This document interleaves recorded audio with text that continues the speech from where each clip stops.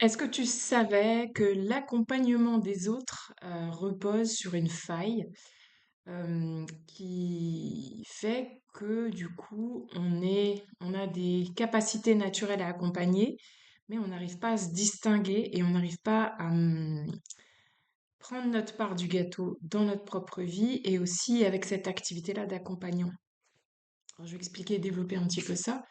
La nature d'être, enfin, la vocation, pour appeler ça comme ça, naturelle d'être accompagnant, euh, provient souvent d'une faille systémique d'origine, c'est-à-dire qu'en gros, enfant, on était déjà décalé sur l'autre, on était déjà en train de s'intéresser à l'autre, dans l'analyse, dans l'observation, dans la prise en charge, ça dépend des types de personnalités.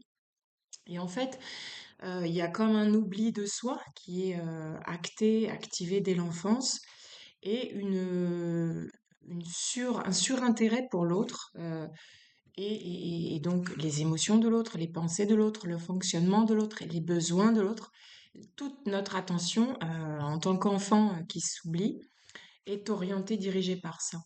Et donc, naturellement, à l'âge adulte, c'est logique d'avoir développé des capacités d'accompagnement.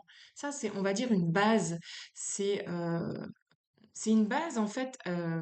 Pour moi, c'est pas une profession et c'est pas une professionnalisation à ce stade. C'est une base de personnalité qui, même une base déviante, en fait, si on le laisse comme ça. Et je dis ça avec tout le non-jugement du monde parce que ben, la plupart des accompagnants démarraient comme ça. Et c'est pas forcément un problème si on s'en rend compte et qu'on se saisit du problème pour en faire quelque chose d'autre. Euh, le problème, c'est qu'aujourd'hui, il y a énormément d'anciens enfants qui se sont oubliés, qui sont devenus accompagnants et qui n'ont pas professionnalisé ça correctement. C'est-à-dire, je m'explique quand je dis ça, c'est qu'ils n'ont pas eu ce regard vers soi qui complète l'équation.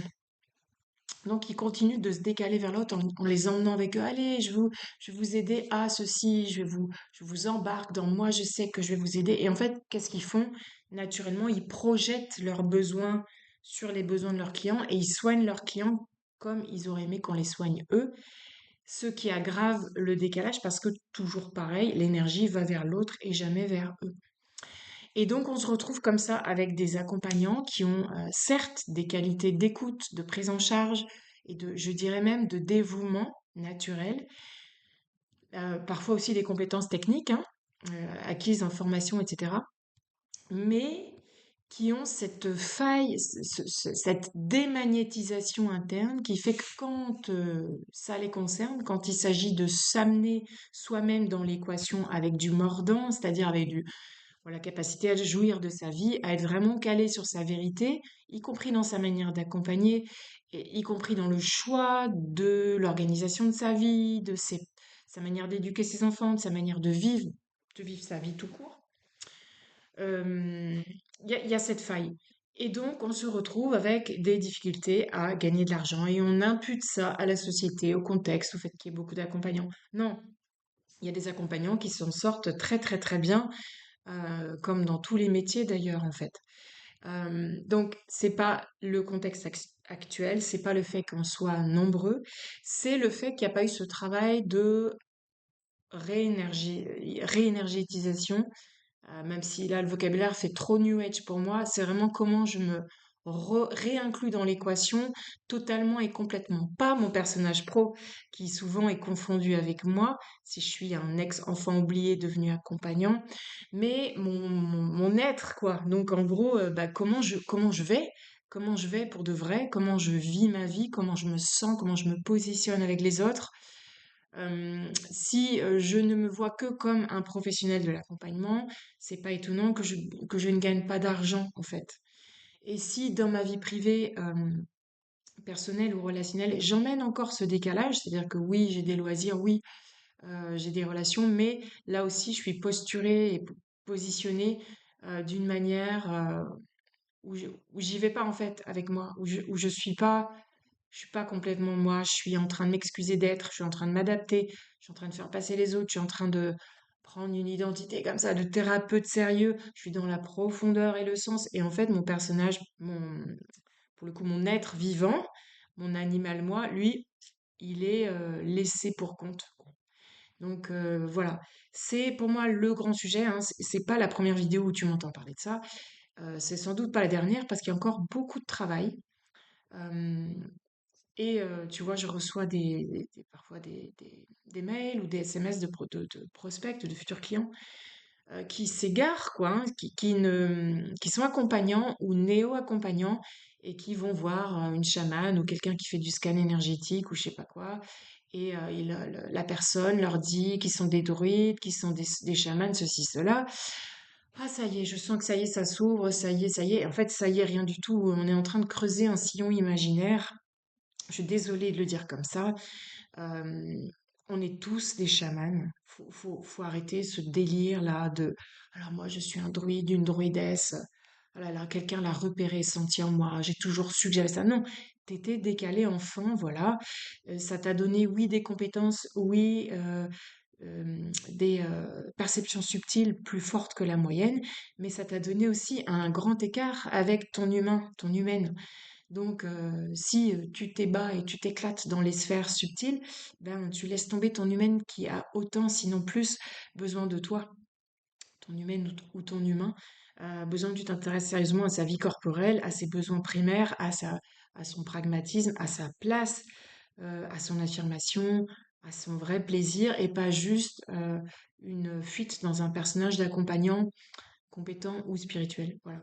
Donc, s'il y a un travail qui distingue euh, les accompagnants qui ne réussissent pas à décoller de leur activité, à faire décoller leur activité, des accompagnants qui réussissent à faire quelque chose de leur activité, c'est le travail sur l'inconscient. Donc, la structure inconsciente, énéatype, choisie dès l'enfance, et aussi l'équation systémique dans laquelle vous êtes coincé.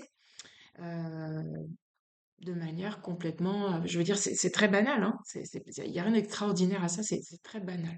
Mais si on ne fait pas le job d'aller basculer, remettre en ordre cette équation systémique et relâcher cette structure énéatype, eh ben, en fait, on fonce dans des murs sans arrêt. Et puis, on va s'égarer, soit dans la conception précise et méthodique, soit dans la course au prochain branding, à la prochaine méthode marketing ou le prochain coaching business. Soit on va aller de soin en soin, se faire entendre, se faire dire qu'on est exceptionnellement indigo ou druide, mais ça fera pas avancer le schmilblick en fait. Voilà. Donc, très concrètement, moi, comment je travaille en ce moment, j'ai baissé un peu les suivis individuels parce que je vais me concentrer un peu sur d'autres projets. Mais j'en ai encore un peu sur des parcours assez courts. Là, j'ai fait une moyenne sur 6 séances. En 6 séances, je peux te donner le maximum d'infos et de déblocage sur ton profil inconscient et systémique. Et que on cale ça avec des plans d'action qui sont en train enfin, qui vont venir bouger ta sphère pro et perso. Voilà. Et si c'est trop pour toi, 6 séances, prends au moins Kairos, la séance unique, dans laquelle je te donne tout ce que je capte vraiment sur ton arrière-plan inconscient et sur ta systémie pour que tu aies les clés pour te recaler toi derrière. Au moins, tu as les directions. Ça commence à débloquer hein, déjà avec la séance, mais en plus, tu as les directions pour la suite. Donc, tu vas arrêter un peu les fausses courses, les fausses quêtes, les formations qui servent à rien. Les postures intérieures ou les délires de soi-même, j'appelle ça, qui servent à rien et qui égarent plutôt que fonctionnent, quoi. Et je dis avec douceur, tu le vois, enfin j'espère que tu le sens, parce que bah, évidemment, tout ce que je dis, je l'ai vécu.